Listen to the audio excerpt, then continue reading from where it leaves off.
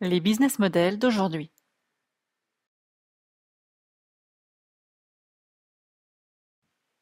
Dans cette leçon, nous allons nous attacher à démystifier le sujet des business models et à comprendre et identifier les business models existants et applicables dans votre activité.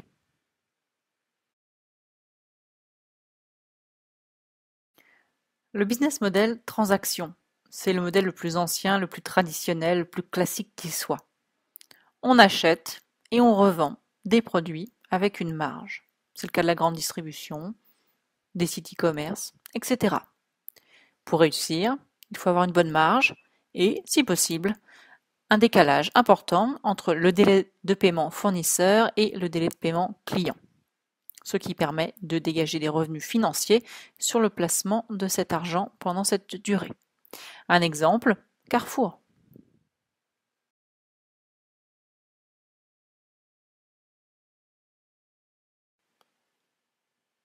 Le business model basé sur la publicité.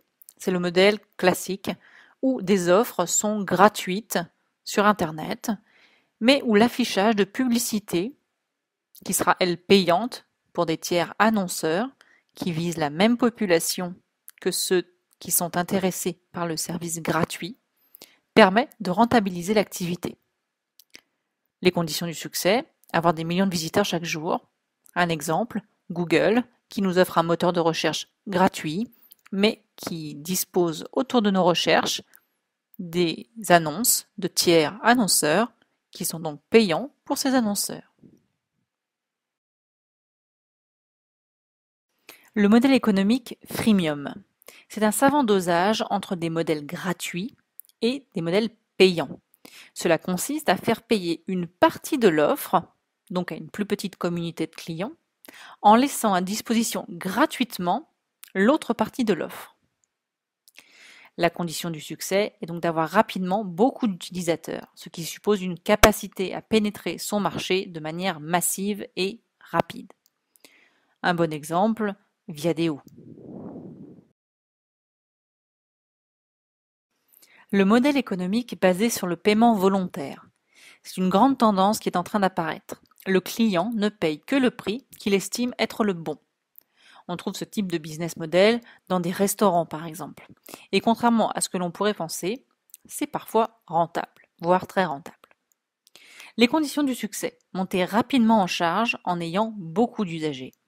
Créer une ambiance et un service hyper aligné avec les attentes des clients.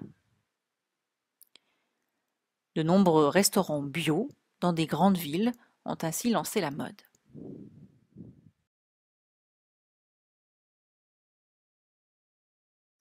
Le modèle économique de l'hameçonnage. C'est un modèle bien connu qui oblige des clients à s'approvisionner régulièrement pour continuer à utiliser un produit de base, souvent vendu peu cher. Les conditions du succès sont vendre un matériel peu cher au démarrage, qui nécessite de fréquents achats de renouvellement de consommables, où la marge sera beaucoup plus confortable. Par exemple, les rasoirs Gillette avec leurs lames, les cartouches et les imprimantes Epson ou d'autres marques. Le business model basé sur le low cost. C'est un modèle qui fait fureur en ces temps de crise. Et cela consiste à économiser sur tous les éléments possibles pour pouvoir se concentrer sur le produit ou le service minimum viable pour le client. Les conditions du succès, monter rapidement en charge en ayant beaucoup d'usagers et communiquer massivement. Un bon exemple, EasyJet.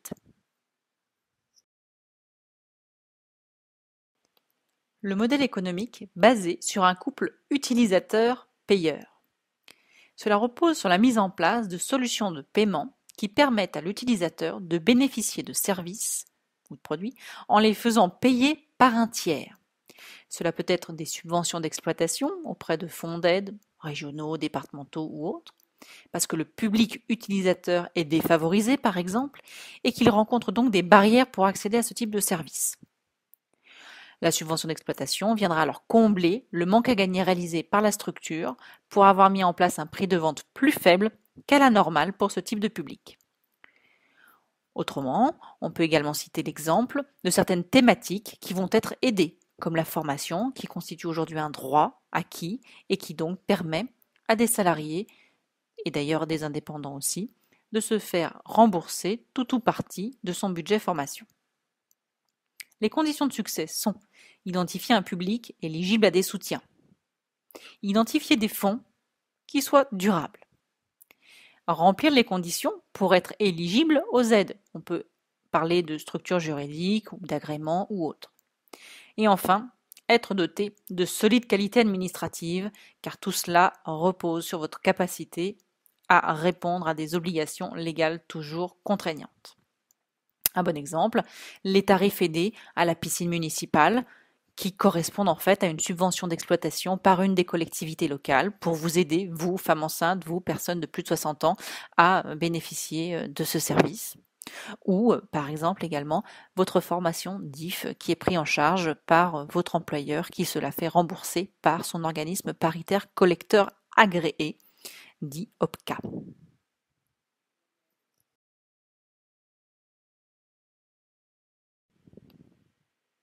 Le modèle économique est basé sur un paiement au succès. Le client ne paye que ce qui a été réussi effectivement par son prestataire. C'est le business model associé au coût par clic pour de la publicité par exemple, où l'annonceur ne paye pas sa publicité, mais le nombre de clics réalisés sur sa publicité par des internautes intéressés. C'est aussi le cas de plus en plus de missions de conseil, notamment en économie fiscale. Les conditions de succès, eh bien réussir sa mission et avoir les reins solides parfois, car le constat du succès peut être lointain et donc générer un gros besoin de trésorerie. Exemple, conseiller fiscaliste gagnant 50% de l'économie réalisée par son client sur les 3 premières années. Malheureusement, le premier encaissement n'interviendra qu'au bout de 12 à 18 mois.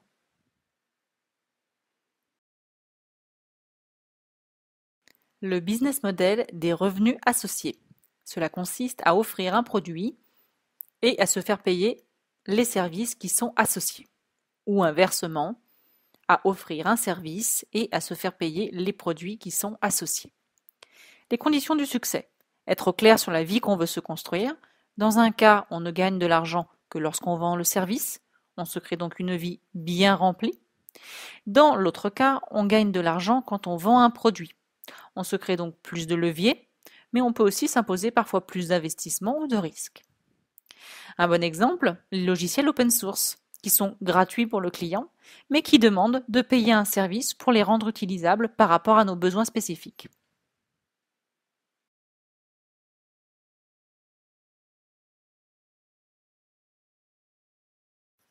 Le business model abonnement. On en a beaucoup entendu parler depuis l'arrivée massive des box sur le marché. C'est un modèle qui offre une bonne récurrence de revenus et qui garantit la stabilité de l'entreprise. Pour pouvoir avoir du succès dans ce modèle, il faut favoriser la fidélité du client et rendre la prise de décision d'abonnement facile. Notamment, ne pas avoir trop de choix qui pourraient crisper la décision.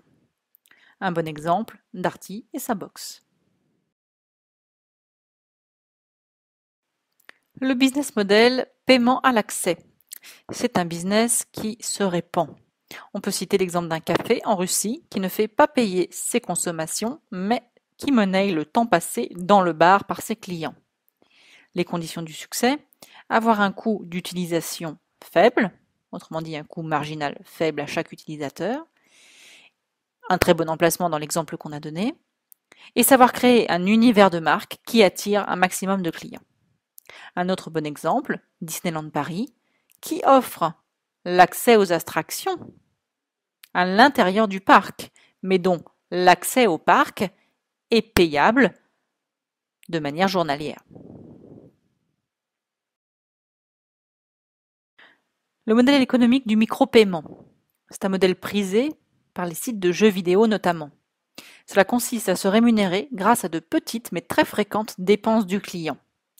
Les conditions du succès, être rapidement très connu pour avoir beaucoup d'utilisateurs. Des exemples, les jeux vidéo, mais également les petites annonces qui sont gratuites, mais qui peuvent devenir payantes, du moins avec des micro-paiements pour l'insertion d'une image, une mise en avant, etc.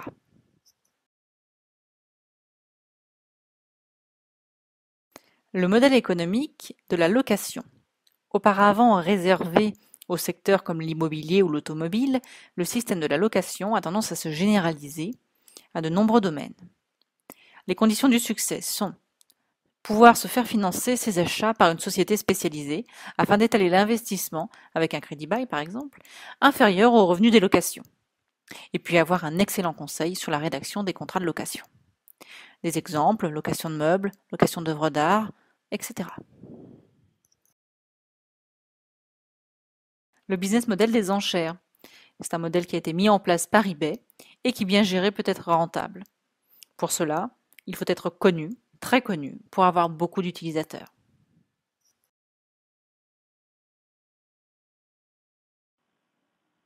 Le modèle économique basé sur le démembrement. Auparavant utilisé dans des secteurs comme l'immobilier, cela consiste à acheter en gros un produit et à le revendre en petits bouts, en parcelles. Les conditions du succès, avoir une force de vente efficace pour réaliser le plus rapidement possible toutes les reventes, la marge résidant souvent dans les 2 à 3 dernières reventes.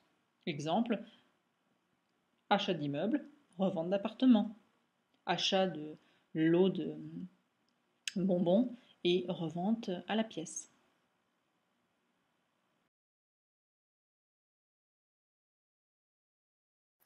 Le business model de l'affiliation. C'est un système qui a été inventé par Amazon pour assurer, moyennant finance, une promotion de ses livres sur d'autres sites que son propre site. Cela permet notamment à des blogueurs de monétiser leur site et donc cela consiste à utiliser un service de suivi, un tracking des internautes pour pouvoir reverser une commission au site internet ayant apporté le contact commercial ayant acheté.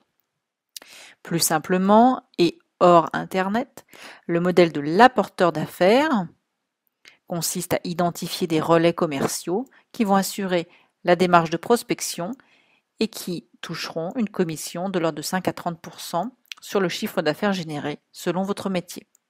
Les conditions du succès, avoir des affiliés à forte audience ou à fort pouvoir de conviction, savoir les fidéliser avec un taux de commission attractif. Le modèle économique de la souscription. C'est un système qui consiste à mettre en vente un produit à un prix en dessous de son prix de vente final pour les X premiers souscripteurs et à ne lancer la production qu'une fois le nombre minimum de souscripteurs convaincus ayant signé. Pour réussir, il faut donc être capable de calculer correctement et avec finesse son seuil de rentabilité.